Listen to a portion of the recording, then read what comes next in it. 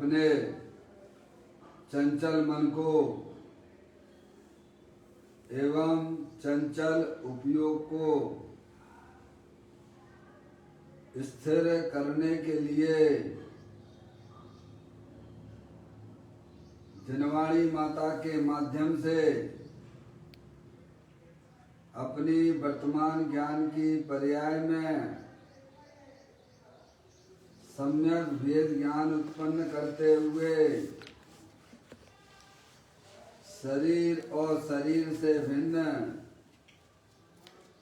जितने भी चेतन अचेतन पदार्थ हैं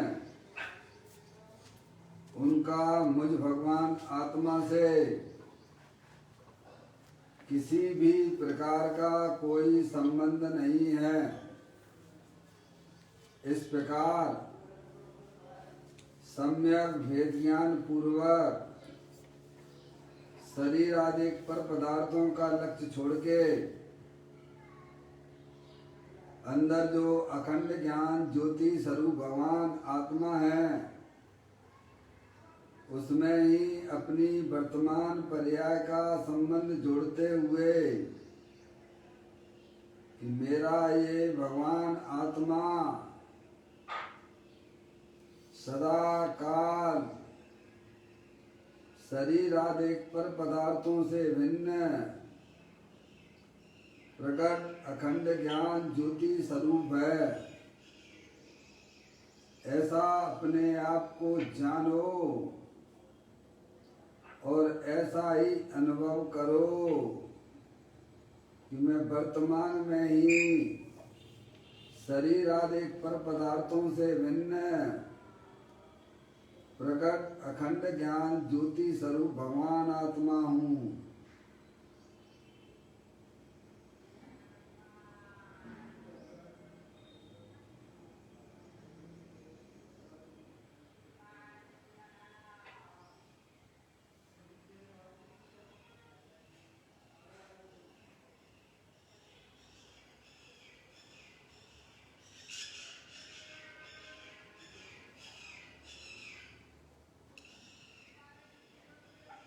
इसी प्रकार से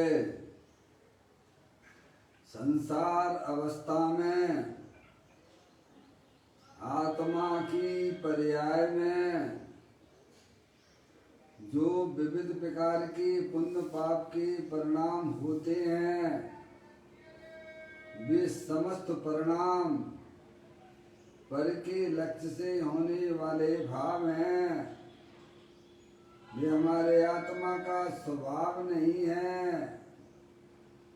ऐसे समस्त रागादिक परिणामों में एकत्व बुद्धि, ममत्व बुद्धि, कर्तृत्व बुद्धि, भोक्तृत्व बुद्धि तथा उन रागादिक परिणामों की ज्ञाता बुद्धि को भी छोड़ते हुए अंदर जो अखंड ज्ञान ज्योति स्वरूप भगवान आत्मा है जो कि पूर्ण निराकुलता स्वरूप वाला है, सुख शांति का भंडार है। इस प्रकार सम्यक भेद ज्ञान पूर्वक शरीर रागादिक का लक्ष्य छोड़ के मैं तो तीनों काल पूर्ण वितराग स्वरूप भगवान आत्मा हूँ। ऐसा अपने आप को जानो और ऐसा ही अनुभव करो कि मैं वर्तमान में ही शरीर रागादिक से भिन्न प्रकट ज्ञानानंद मूर्ति भगवान आत्मा हूँ।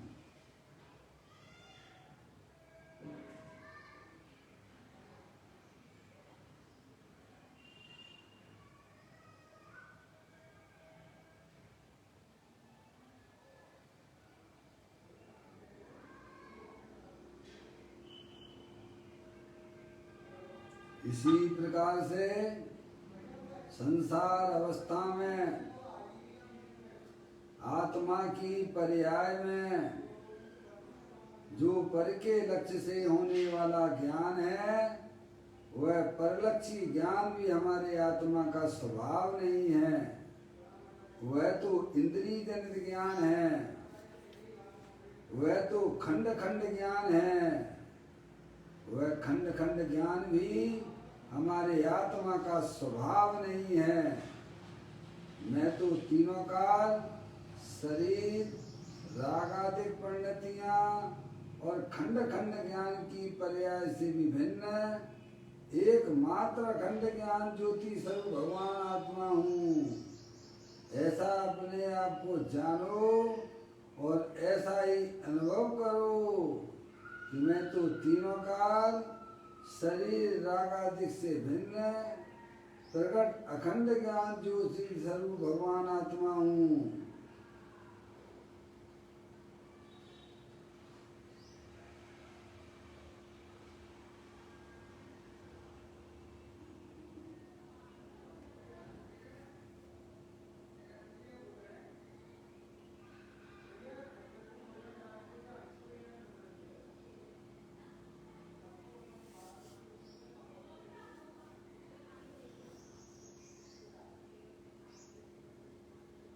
मेरे भगवान आत्मा में शरीर आदि पर पदार्थों का प्रवेश नहीं होता है।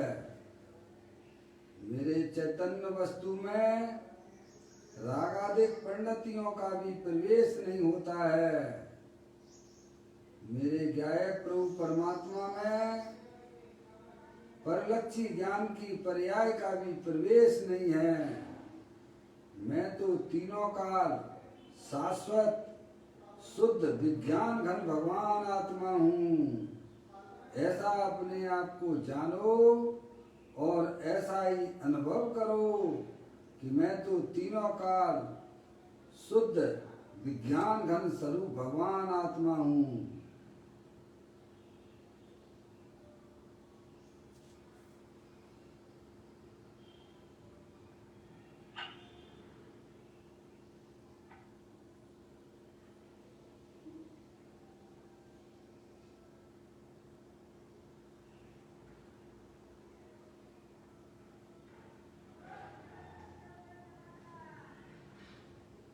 द्रव कर्म, भाव कर्म, नो कर्म रहित शुद्धात्म स्वरूपो हम। मेरा ये भगवान आत्मा तीनों काल ज्ञानावर्णादि 8 कर्मों से रहित है। मेरा ये भगवान आत्मा पर्याय में होने वाले समस्त मूलादेश के परिणामों जो कि भाव कर्म है, उनसे मेरा भगवान आत्मा सदा काल भिन्न है। शरीर आदि 9 कर्म ये भी हमारे आत्मा से अत्यंत भिन्न है। मैं तो तीनों काल अखंड ज्ञान ज्योति स्वरूप भगवान आत्मा हूँ।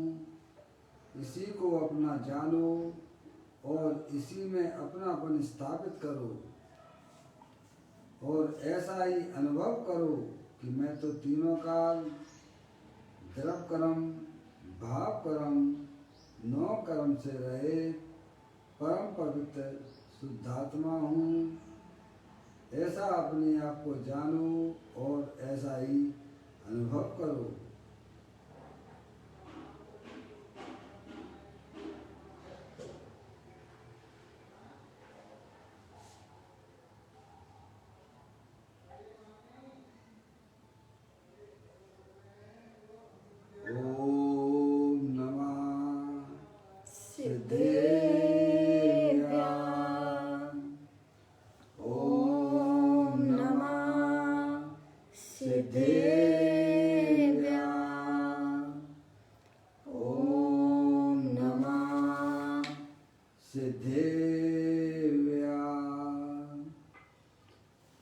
चिंतामणि सम स्वयं का चैतन्य तत्वमान है।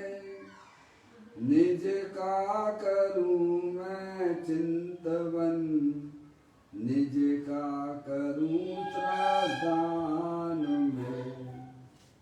शुद्धात्माई देव है जो गुण अनंत निदान है। मैं स्वानुभव में देख लूं आत्मा स्वयं भगवान है। मैं स्वानुभव में देख लूं आत्मा स्वयं भगवान है।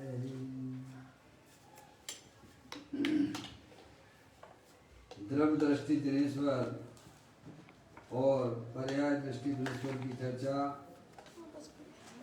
महान ग्रंथ के माध्यम से हम और आप यहाँ इसका स्वाध्याय कर रहे हैं। पुस्तक को आप लोग निकाल लीजिएगा।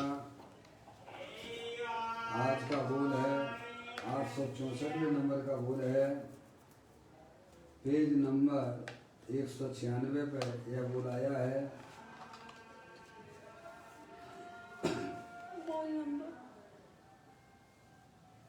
864।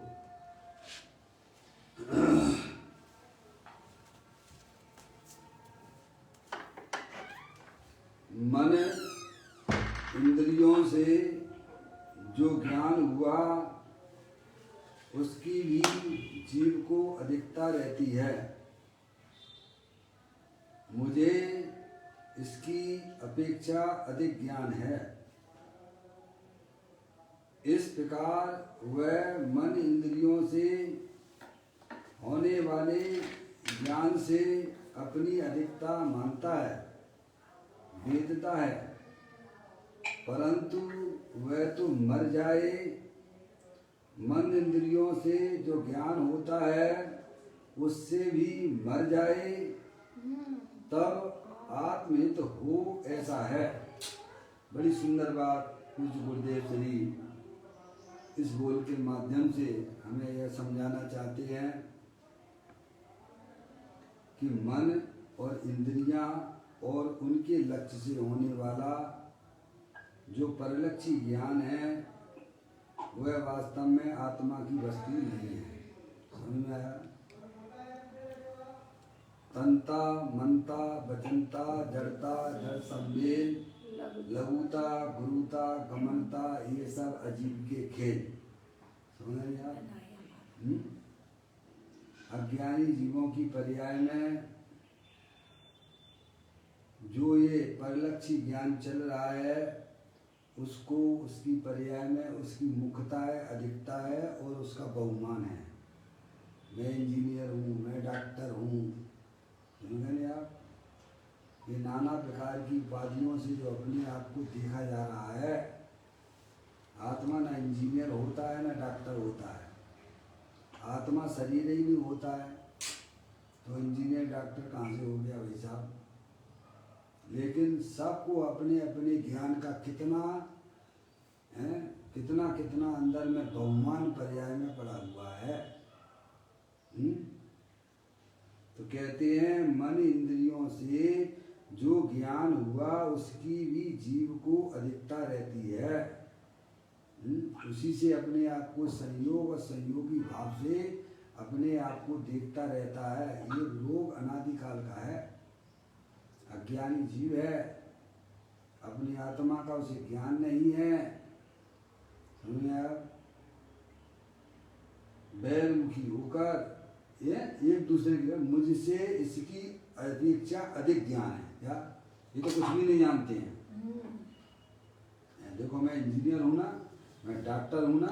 क्या भाई साहब तुमको इंजीनियर हो डॉक्टर शरीर हो कौन हो? मैं बैरिस्टर हूँ, मैं प्रधानमंत्री हूँ, मैं मंत्री हूँ। इन लोगों को कुछ भी नहीं आता है। मैं बहुत समझदार हूँ। ऐसा इसका बल जो है भाई साहब इंद्रिय जनित ज्ञान में चल रहा है, वह जीव कभी भी अपनी आत्मा का कल्याण नहीं कर सकता।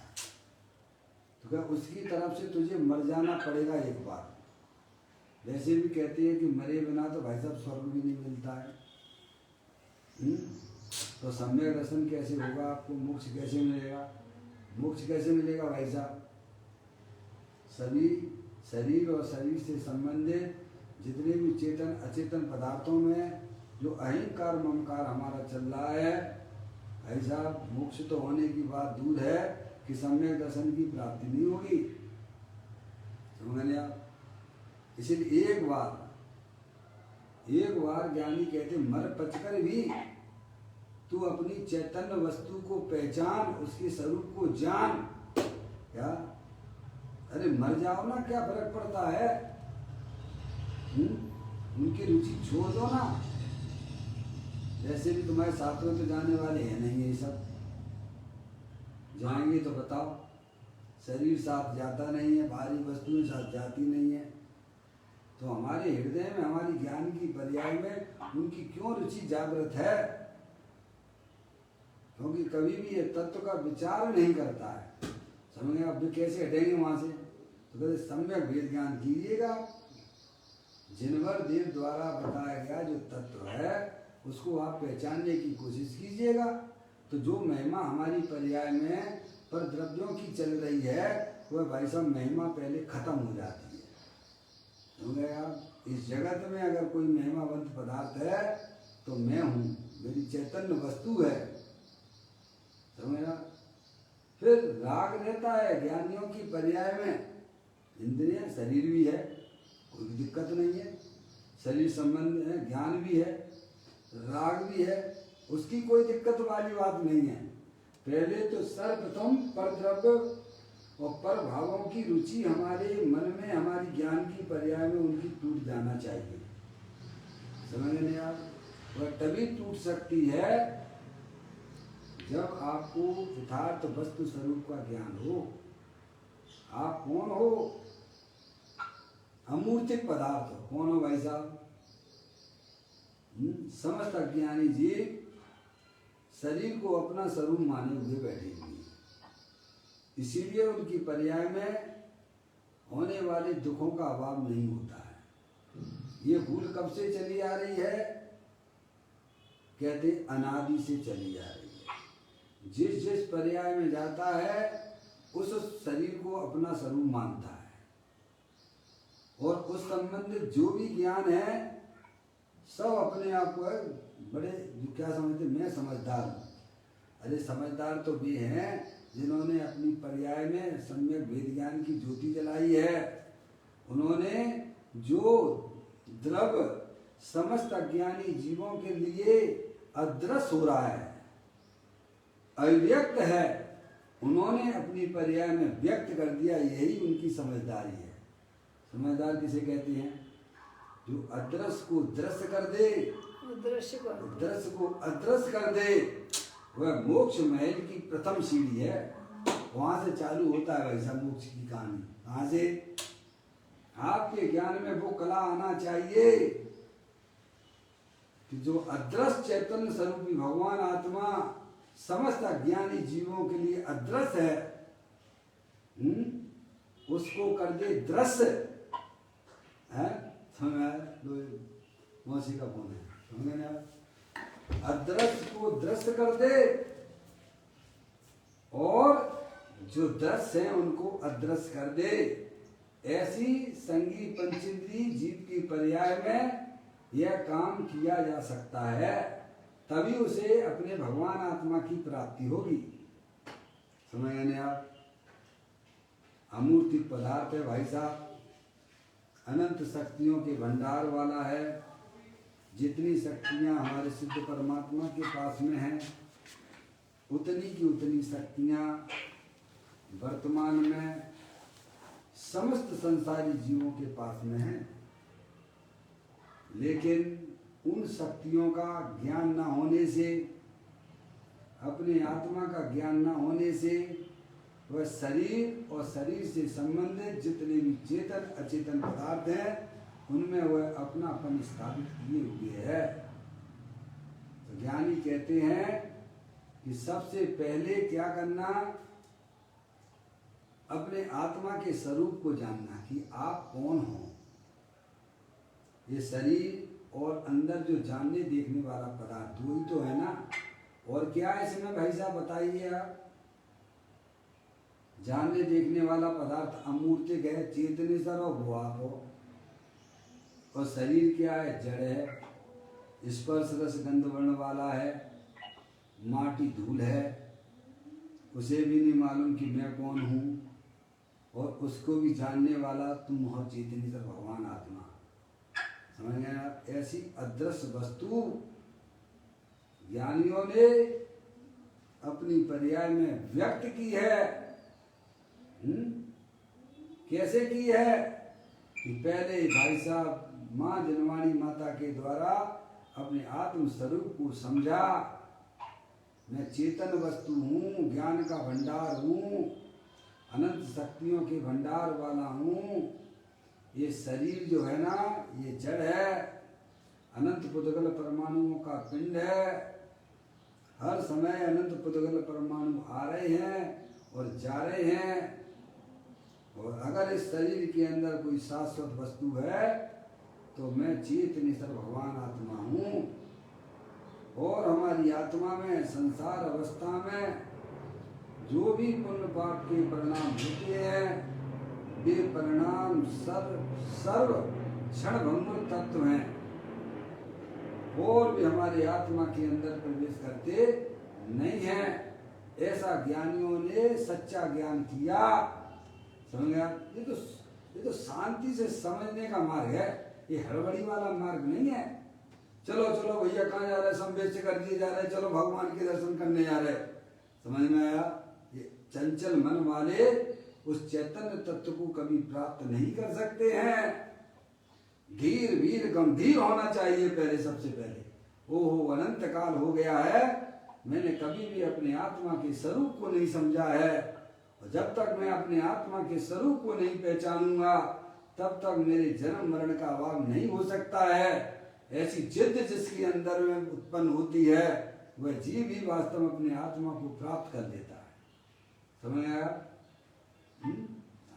रहोगे तो आत्मा, ऐसा तो नहीं कि आप अपने आत्मा को नहीं जान रहे हो तो भाई साहब शरीर हो जाओगे, जरागादिक रूप हो जाओगे। आप चेतन हो और चेतन ही थे और चेतन ही रहने वाले हो। अभी आपको हमको सबको यहाँ पर भाई साहब मौका मिला है, जिन्हें देव परमात्मा का तत्व मिला है, उसमें अपने ज्ञान को लगाने का प्रयत्न हमें करना चाहिए। व्यर्थ के कामों में अपने उपयोग को वहां से हटाइए। बुद्धि पूर्वक हटाने की बात है। हट जाएगा, ये बेकार की बहती बातें ना करना। समझ में आया भाई साहब? बुद्धि पूर्वक आप पाप के काम करते हो, बुद्धि पूर्वक आप पुण्य के काम भी करते हो, तो अपने आत्मा में धर्म की प्राप्ति बुद्धि पूर्वक होती है। लाठियां वाठियां किसी की नहीं खुलती हैं। समझ में आ गया भाई साहब? जितने भी आज सिद्ध परमात्मा बन के बैठे हैं उन्होंने अपनी पर्याय में अनंत सुख की प्राप्ति की है, पुरुषार्थ से की है, बुद्धि पूर्वक की है। आपको भी अंदर में बुद्धि पूर्वक तत्व से जुड़ना पड़ेगा। समझ में आया भाई साहब? जुड़ना ही नहीं पड़ेगा, प्रभु की बताई हुई बातों का अंदर आपको निर्णय भी करना पड़ेगा। फिर देखिएगा आपका उपयोग वहां से हट जाएगा। समझा? हट जाएगा, गारंटी से हटेगा। नहीं हटने की तो बात ही नहीं है ना। कहते हैं मन इंद्रियों से जो ज्ञान हुआ है उसकी भी जीव की अधिकता रहती है। अज्ञानी जीवों की बात, उनको अधिकता रहती है। देखो श्री समय सार जी ग्रंथ की 31वें नंबर की गाथा है, जो अधिक जाने आत्म को, इंद्रियों से भी अधिक जाने आत्म को। तो इंद्रियों में क्या क्या लिया है? धर्म इंद्रियां, भाव इंद्रियां और उनके विषय, उनसे भी अधिक जाने आत्म को। अधिक का मतलब भिन्न जाने आत्म को। समझ गया? यहाँ तो अज्ञानी जीवों की कोई मुख्यता बनी रहती है, किसकी? इंद्रिय जनित ज्ञान की मुख्यता बनी हुई है। समझ गया? अपने चैतन्य स्वरूप आत्मा का खबर नहीं है। जब तक हमारे ज्ञान में इंद्रिय जनित ज्ञान की मुख्यता है तो समझ लेना चाहिए आपका उपयोग कभी भी आत्मा की तरफ नहीं जा सकता है। तभी तो आप भगवान की पूजा करते हो, भक्ति करते हो, पता नहीं उपयोग कहाँ कहाँ चला जाता है, किस किस पास चला जाता है, क्योंकि आपकी अधिकता किसकी चल रही है, पर पदार्थों की मुक्तता चल रही है। हमें तो उपयोग उठ के वहाँ चला जाता है, कहाँ, शरीर से आप भगवान के सामने खड़े रहते हो और उपयोग चाहे कहाँ घूम फिर के चला आता है भाई साहब। सही बात। अब उसमें कहाँ से काम होगा बताइए। आप शांति से अरिहंत परमात्मा के बताए हुए तत्व को समझने का प्रयत्न कीजिए। वे कहते हैं इंद्रियों से अधिक जाने अपने आत्म को। द्रव्य इंद्रियां शरीर परिणाम को प्राप्त द्रव्य इंद्रियां हैं और इसमें अमूर्त पदार्थ चेतनी सब भगवान आत्मा को मैं हूं। समझ में आएगी भाई साहब। शरीर परिणाम को प्राप्त इंद्रियां ये जड़ है, मैं चेतनी सब भगवान आत्मा अमूर्त हूं। एक बात। फिर दूसरी बात उन्होंने कही भाव इंद्री की बात की।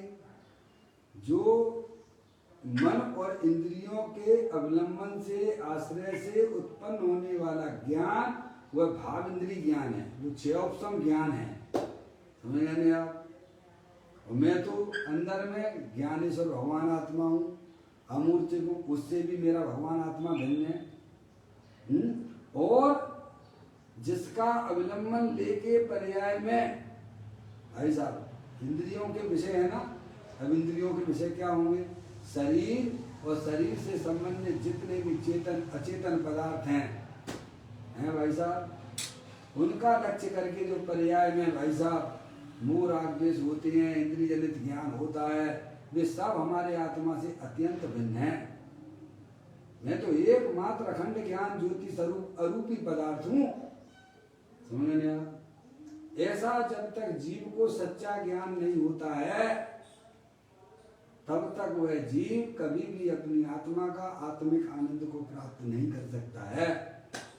कितना भी आप धर्म के नाम पे जो करना हो करते भी आ रहे हो, लेकिन संसार का जन्म मरण का अभाव करना है तो सच्चा ज्ञान कीजिए कि शरीर शरीर में है, आठ कर्म आत्मा के साथ अनादि से हैं, समय नए नए उत्पन्न होते हैं। मैं तो अनूतन शाश्वत समझ गए आप। उत्पाद वैसे रहे चेतनेश्वर भगवान आत्मा शाश्वत हूं मैं। ऐसे ज्ञान और श्रद्धा के बिना किसी भी जीव को आत्मिक आनंद की प्राप्ति नहीं होती है। इस शरीर के अंदर कौन शाश्वत वस्तु विराजमान है, इतना समय तो हो जीव के पास में है। मनुष्य पर्याय मिला बस दो चार उसी के चक्कर में घूमता रहता है। बताइए आप देखो ना क्या क्या हो रहा है हमारी पर्याय में, क्या हो रहा है। प्रभु की बात सुनने का हमारे पास समय नहीं। जब सुनने का ही समय नहीं तो चिंतन हमारा कैसे चलेगा। कितना चाहे गुरुदेव श्री कहते हैं स्वाध्याय 2-3 1-2 घंटे कर लिया, इससे कोई तेरा बेड़ा पार होने वाला नहीं है। समझ यार। उस स्वाध्याय के द्वारा अंदर में चिंतन की बहुत जरूरत है। एक बार आपको जो है अपनी चैतन्य वस्तु का यथार्थ ज्ञान हो जाए फिर तो चैतन्य की धाराएं जो है विचारों की धाराएं स्वयं भी अपना मुख मोड़ लेती हैं। समझ नहीं आप। तो कहते हैं मन इंद्रियों से जो ज्ञान हुआ उसकी भी जीव को अधिकता रहती है। ना तो सब जीव देखो संसारी जीव सब अपने आप को बैरिस्टर समझे बैठे हैं। वो पागल भी है ना, जो सड़क पर बैठता है ना, जो भीख मांगता है ना, वो भी अपने आप को बहुत अधिक बड़ा वाला समझता है। उसकी दृष्टि में सब पागल हैं। बताइए आप। वो अपने आप को समझदार माने बैठा हुआ है। ऐसे ही समस्त ज्ञानी जीव मन इंद्रियों से जो ज्ञान हुआ उसकी भी जीव को अधिकता रहती है। मुझे इसकी अपेक्षा अधिक ज्ञान है। क्या है? जो कुछ जानते ही नहीं है। समझे ना। फिर कहते हैं इस प्रकार वह मन इंद्रियों से होने वाले ज्ञान से अपनी अधिकता मानता है, वेदता है। किससे अधिक मानता है? मैं इंजीनियर हूँ, मैं डॉक्टर हूँ, कैसा अनुभव करता है अपने आप को? इंजीनियर कैसा अनुभव करता होगा, बोलो। डॉक्टर कैसा अनुभव करता अपने आप को? समझ गए आप? इनसे मैं अधिक ज्ञान वाला हूँ, कुछ भी नहीं जानती है। ऐसा परलक्षी ज्ञान में उसका अहंकार ममकार एकत्र होती चल रही है। समझ गए आप? उसे तो सम्यक दृष्टि जीवों ने ही वेद ज्ञान के द्वारा उसको अलग किया है। ये सब इंद्रिय जनित ज्ञान है। 6 आप कितने समय का आप बता लिया। आप इंजीनियर हैं, डॉक्टर हैं, बैरिस्टर हो, सीए की पढ़ाई करने वाले हो, अभी आपका एक्सीडेंट हो जाए फिर क्या होगा भाई साहब? पैर स्लिप हो जाए, सिर में चोट आ गई फिर? हाँ, हमने ऐसे ऐसे लोगों को भी देखा है भाई साहब, उनका जो 6 उपशम ज्ञान है ना, वे अपना नाम तक भूल जाते हैं। परिवार में रहने वाले सदस्यों के कौन है, इनका क्या नाम है, बोलो। देखा होगा आप लोगों ने भी। कहाँ चले गए? बताइए आप। ये उधारी के ज्ञान पे कब तक तुम्हारी ये कहानी चलेगी भाई? कहते हैं इस प्रकार वह मन इंद्रियों से होने वाले ज्ञान से अपनी अधिकता मानता है और उसी रूप से अपने आप को अनुभव भी करता है, वेदता है। समझ नहीं आप? वैसे ही अपने आप को जानना है। कोई शास्त्र पाठी है तो अपने आप को, वो शास्त्र ज्ञान भी परलक्षी ज्ञान ही तो है ना प्रभु। वह आत्मिक ज्ञान कहाँ है? वो आत्मिक ज्ञान तो वह कहलाता है जब ज्ञान की पर्याय समझ पर द्रव पर भाव और पर्याय को भी लक्ष्य छोड़ के अंदर में जो अखंड ज्ञान ज्योति स्वरूप है उसको स्पर्श करे, उसका अवलंबन ले, उसका आश्रय ले, तब वह वास्तव में वह वास्तविक सम्यक ज्ञान कहलाता है। देखो इसी भाषा में अगर बात करें अपन तो पांडे राजबंदी साहब हैं, कलश टीका का पहले कलश की नमा समय सारा स्वान भूतिया चकास्ती की व्याख्या करते हुए उन्होंने ये बात लिखी। वहां पर उन्होंने लिखा वहां पर कि जो है 6 द्रव्यों को भी जानता है, संसारी जीवों को भी जानता है, तो 6 द्रव्यों को भी खूब विस्तार रूप से जानता है, संसारी जीवों को भी जानता है, पर वह ज्ञान वास्तव में ज्ञान नहीं है। क्या उस ज्ञान में ना तो अतीन्द्रिय आनंद है, ना सुख है और ना वो ज्ञान है, क्योंकि वो परलक्षी ज्ञान है। तो साहब सच्चा ज्ञान किसे कहना? तो कहते हैं कि जानन हारे को जानना वही वास्तव में सच्चा ज्ञान है। और उस ज्ञान के साथ में जो आनंद की प्राप्ति होती है, अतीन्द्रिय ज्ञान की प्राप्ति होती है, अतीन्द्रिय आनंद की प्राप्ति होती है, उसे ही ज्ञानी वास्तव में ज्ञान कहते हैं। आप पढ़ लीजिए, आप कलश टीका होगी आपके पास में। जानन हारे को जानना वही वास्तव में ज्ञान है, और उस ज्ञान के साथ में जो अतीन्द्रिय आनंद की प्राप्ति हुई है, जिस ज्ञान में दुख की प्राप्ति होती है वह तो सब इंद्रिय जनित ज्ञान है, उसमें मोह राजा बसता है। कौन बसता है? इंद्रिय ज्ञान में मोह राजा वास करता है, वह तो वास्तव में दुख का कारण है। और अतीन्द्रिय ज्ञान जो अपने आत्मा को स्पर्श करता हुआ होता है वह ज्ञान वास्तविक ज्ञान है। उस ज्ञान में आत्मिक आनंद की प्राप्ति होती है, उसे ही ज्ञानी वास्तव में ज्ञान कहते हैं। समझ गए आप? अब ज्ञान है तो अपने आत्मा का। वर्तमान में शुद्ध ज्ञान जो है आपके पास में, मत शुद्ध ज्ञान है वो किसका है भाई साहब? शरीर का है कि राग का है कि अंदर जो अखंड ज्ञान ज्योति है उसका है? मैंने तो आपके सामने चित्र बना के रखा है, देखिएगा आप उस चित्र पर थोड़ा सा कभी ध्यान दीजिएगा, बैठिए आधा घंटा पौन घंटा इस चित्र को समझने की कोशिश कीजिएगा। कोई प्रदर्शनी थोड़ी लगाई है हमने आपके लिए, अपने शुद्धात्म स्वरूप को समझने के लिए लगाया भैया। ये देखो ये शरीर है, ये 9 कर्म है जो हमने आपको ऑरेंज कलर का दिखाया है। ये ब्लैक कलर का जो है ये आत्मा के साथ में 8 कर्मों का संयोग है, ज्ञान वर्ण आदि 8 कर्मों का संयोग है। ये अंदर का दूसरा शरीर है और ये तीसरे नंबर का शरीर है जो विविध प्रकार की इच्छाएं ब्लू कलर का दिखाया है, जो हमारी आत्मा में संसार अवस्था में जो मोह राग द्वेष के परिणाम होते हैं ब्लू कलर के दिखाया हमने आपको। और फिर अंदर जाइए आप नौ कर्म, द्रव्य कर्म और भाव कर्म से अंदर जाइए आप। वह शुद्धात्म वस्तु है, जो स्थायी वस्तु है, अतीन्द्रिय आनंद रूप से है, तीनों काल विद्यमान वस्तु है, वो आप है। आपकी स्थिति यहाँ पर है, समझ में आया? अमूर्तिक है, समझ में आया? और देखिएगा इस क्षेत्र में ये जो व्हाइट कलर की जो किरणें बाहर निकल रही हैं, ये व्हाइट कलर की जो किरणें निकल रही हैं, ये किरणें किस में से आ रही हैं? क्या ये ऑरेंज कलर में से आ रही हैं? क्या ये ब्लैक कलर में से आती है? क्या ये ब्लू कलर में से आती है? या अंदर जो शुद्धात्म स्वरूप वस्तु अमूर्तिक है, अनंत शक्तियों के भंडार वाला है, इसकी शकल किससे मिलती है?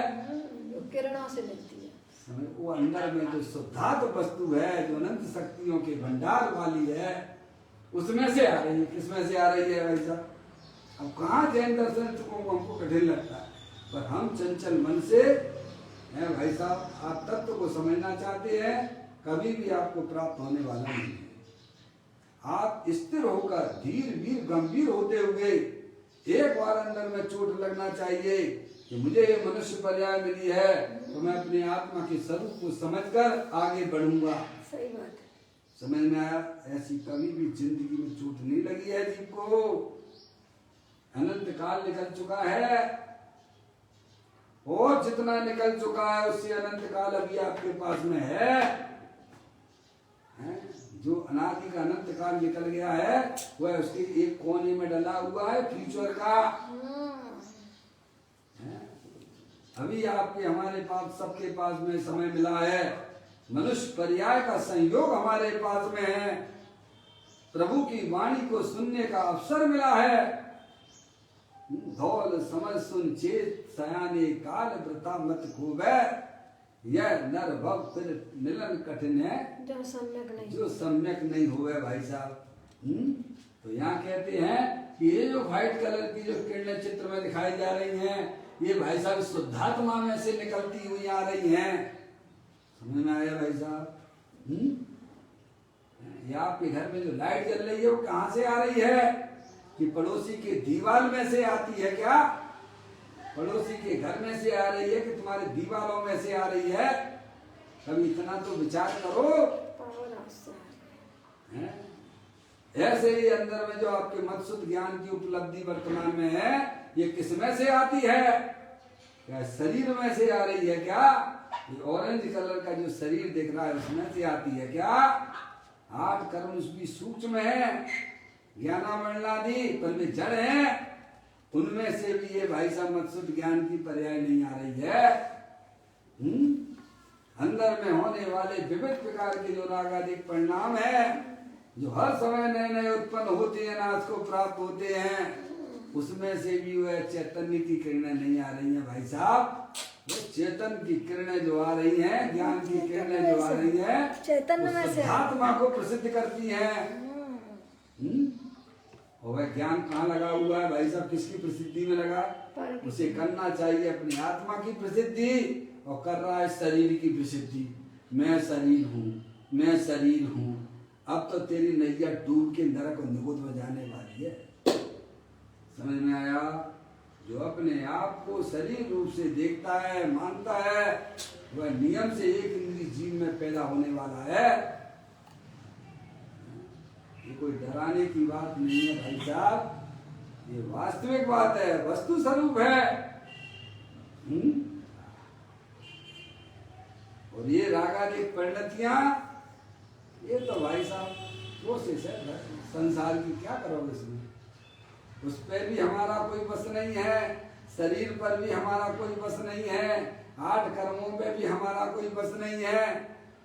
वर्तमान में हमारे पास में जो शुद्ध ज्ञान की पर्याय है, उस पे आपका बस है। आप चाहो तो उस ज्ञान को पंच इंद्रिय के विषयों में लगाओ, और आप चाहो तो अपने उस ज्ञान को अपने शुद्धात्मा में लगा लो। क्या भाई साहब? अपने शुद्धात्मा का परिचय करके उसमें लगाइए। इसमें आपकी स्वतंत्रता है, इसमें कहीं भी पराधीनता नहीं है, समझ गए आप? और यही ज्ञान जो है जीव, उससे शुद्ध ज्ञान में वेद ज्ञान हुआ, वस्तु स्वरूप का यथार्थ ज्ञान हुआ। अब वह पर्याय समझदार हो गई है कि भाई साहब वैर मुक्ता रहने में तो हमारा अहित ही अहित है। आत्महित जो है अपने ज्ञाय प्रभु परमात्मा के साथ में रहने का है। किसके साथ में? पर्याय यह बात समझ चुकी है कि मेरा हित तो वैर मुक्ता में नहीं, मेरा हित तो मेरे अंतरोन्मुखी उपयोग के द्वारा चैतन्य स्वरूपी भगवान आत्मा का वर्ण करने में है। समझ आया? तो कहते हैं इस प्रकार वह मन इंद्रियों से होने वाले ज्ञान से अपनी अधिकता मानता है। वेदता अज्ञानी जी, मैं इंजीनियर हूँ, मैं डॉक्टर हूँ, मैं प्रोफेसर हूँ, मैं पंडित हूँ, बहुत शास्त्र का ज्ञान का जानने वाला हूँ। पंडित बनारसी दास जी ने बड़ा सुंदर पद लिखा है। स्वार्थ के सांचे पर मारत के सांचे चित, सांचे सांचे बैन कहे सांचे जैन मती है। काहू के विरोधी नाही पर जाए बुद्धि नाही, आत्म गवेसी है न ग्रस्त न यति है। आप श्रावक हो गए नहीं हो? तो आप कहोगे पंडित जी साहब मुझे ये तो बताओ कि मैं शरीर हूँ कि नहीं हूँ? श्रावक और मुनि पना, ये मुनि है, ये तो भाई साहब कौन है? ये तो शरीर के नाम है, समझ गए आप? ना मैं श्रावक हूँ ना मैं यति हूँ। भाई साहब मैं तो आत्मा हूँ। कौन हूँ? चेतनेश्वर भगवान आत्मा हूँ। स्वार्थ के सांचे पर मारत के सांचे चित, सांचे सांचे बैन कहे सांचे जैन मती है। काहू के विरुद्धि नाही पर जाए बुद्धि नाही, आत्म गवेसी है न ग्रस्त न यति है। क्या समझे ना? न ग्रस्त है न यति है। सिद्धि रिद्धि वृद्धि के घट में प्रकट सदा, अंतरे के लक्ष्य सो अजाची लक्ष्य पति है। दास भगवंत के वो दास रहे जगत सो, ऐसे सुखिया सदैव समचिति है। समझ गए आप? जिन्हें तत्व का ज्ञान हुआ है, जिन्हें तत्व की प्राप्ति हुई है, उन्हें तो अपनी चैतन्य वस्तु अनंत शक्तियों के भंडार वाली उन्हें पर्याय में प्राप्त होती है। समझ गए आप? आप मनुष्य नहीं हो, आप स्त्री नहीं हो, आप ना तो विद्वान हो ना आप पामर हो, है भाई साहब, ना इंजीनियर हो ना डॉक्टर हो ना सीए हो। समझ गए ना? वह ज्ञान हमारे कोई काम का नहीं है। जो ज्ञान हमारे साथ में नहीं रहता है परिलक्षी ज्ञान, उस ज्ञान के अंदर में ज्ञानी जीव सम्यक वेद ज्ञान के द्वारा उसकी रुचि को तोड़ देते हैं और अपने चैतन्य स्वरूपी भगवान आत्मा का आश्रय अवलंबन लेते हैं, जो कि हमारी हितकारी बात है। कहते हैं इस प्रकार मन इंद्रियों से होने वाले ज्ञान से अपनी अधिकता मानता है, वेदता है, परंतु वह तो मर जाए। क्या कहते हैं? मर जाए। एक बार ही तो मरना है भाई साहब। कौन तुम बार बार तुम मरते ही रहोगे। हैं? शरीर रागादिक में अपनापन करके क्या हो रहा है? अनंत बार मरते चले आ रहे हो, मरते ही रहोगे। एक ही बार तो कह रहे हैं कि इनका सबकी रुचि अंदर में तोड़ दो। क्या करना?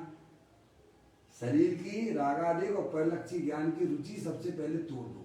यही वास्तव में मर जाने जैसा है। फिर ज्ञानी के पास में भी इंद्रिय जनित ज्ञान रहता है, उनकी भूमिका के अनुसार। मुनराजों के पास में भी होता है, नीचे और भूमिका वाले हैं श्रावकों के पास में भी रहता है।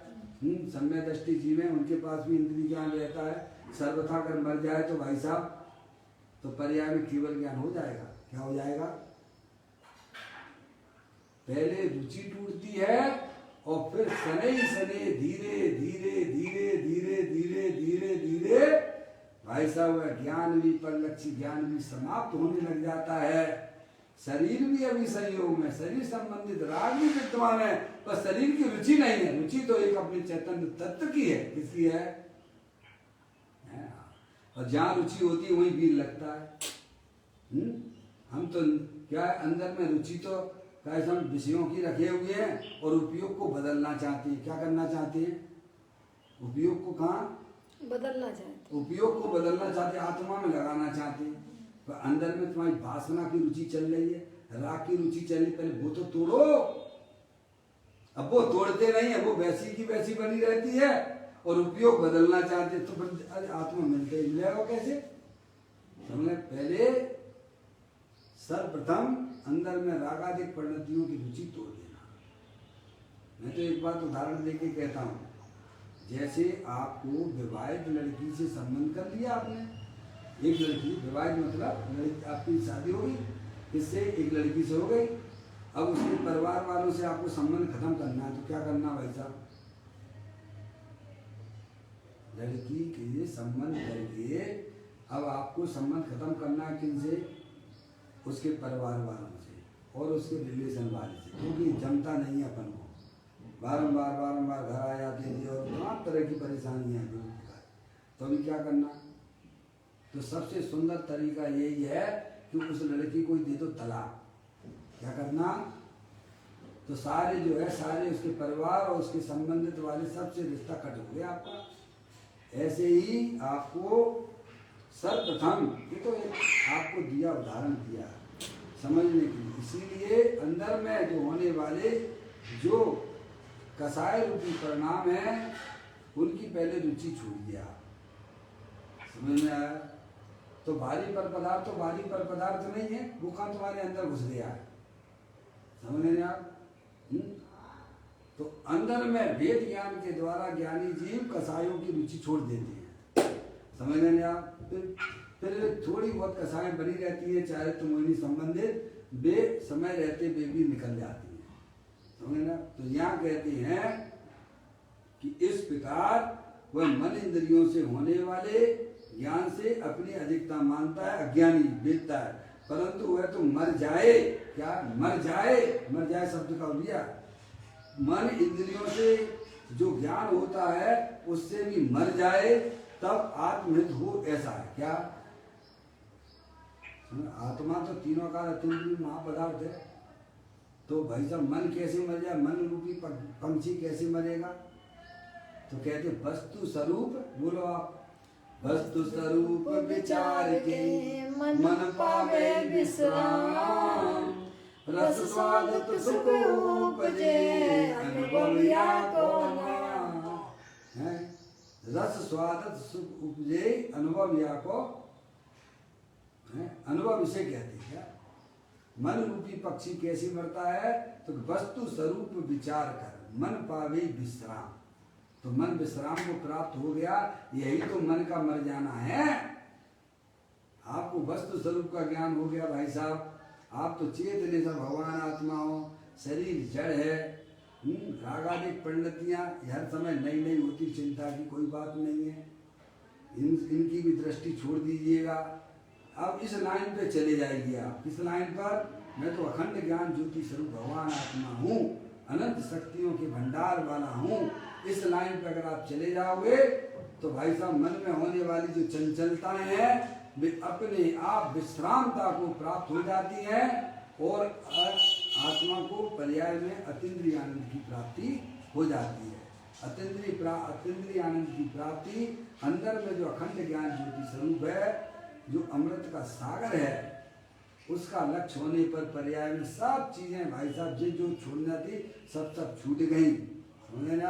ये नहीं कि आँख फोड़ लो तो भाई साहब एक इंद्री जीत ली, या रसना इंद्री का त्याग कर दो, आज भाई तो वैसा भी चल रहा है। क्या आज कौन सा त्याग का दिन है? किंचन धर्म का दिन है। तुम्हारे 10 धर्मों की बात चल रही है। 7 प्रकार के रसों का त्याग करते हो कि नहीं करते हो? आज नमक नहीं खाएंगे, कल घी नहीं खाएंगे। क्या भाई साहब ऐसा भी कोई एक बिजनेस है कि नहीं है कि भाई साहब सभी का रस उड़ जाए जीवन में से है? तुम रसी छोड़ोगे तो क्या करोगे? तो भाई साहब आज जो है मिठाई का त्याग है, हमारा शक्कर का त्याग है, तो वो खाने लगो किसमिस। वाह, तुम अंदर में तो वासना तो तुम्हारी वही चल रही मीठे खाने की, तो काय का तुमने छोड़ दिया? बताइए आप।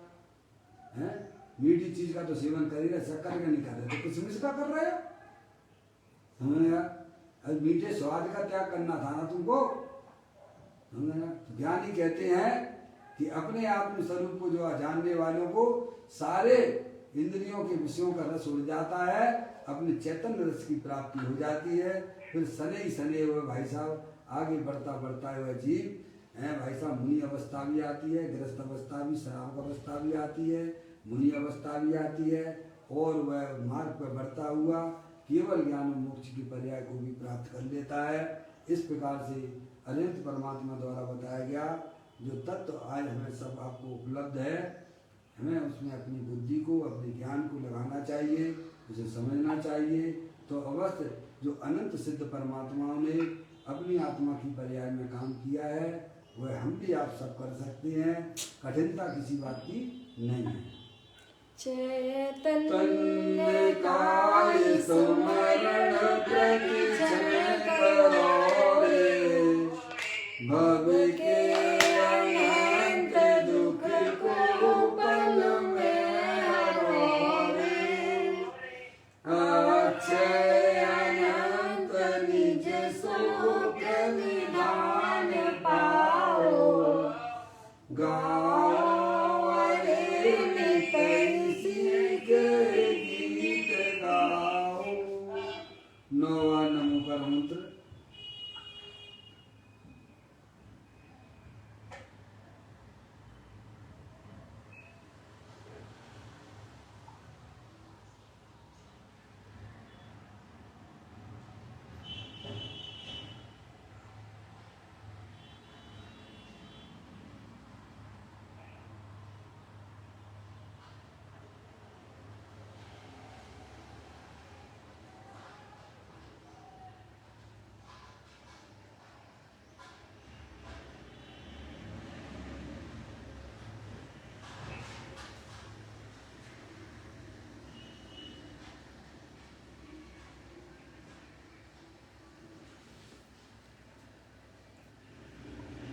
बोलो द्वादशांग जननी माता की जय।